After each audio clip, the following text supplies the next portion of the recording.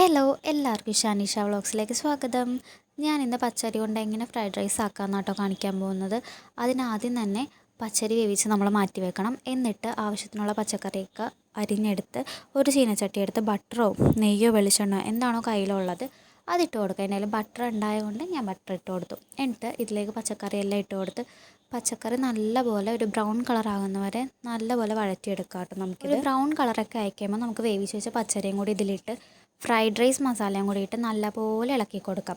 നമുക്ക് ഷോപ്പിൽ നിന്ന് ഫ്രൈഡ് റൈസ് മസാല എന്ന് പറഞ്ഞൊരു പാക്കറ്റ് വാങ്ങാൻ കിട്ടുമോ. ഞാനൊരു 30-ൻ്റെ ഒരു പാക്കറ്റാണ് വാങ്ങിച്ചിട്ടുണ്ടായിരുന്നത്. അത് മുഴുവൻ ഞാൻ ഇതിലിട്ട് നല്ലപോലെ മിക്സ് ചെയ്തെടുത്തിട്ടുണ്ടായിരുന്നു കേട്ടോ.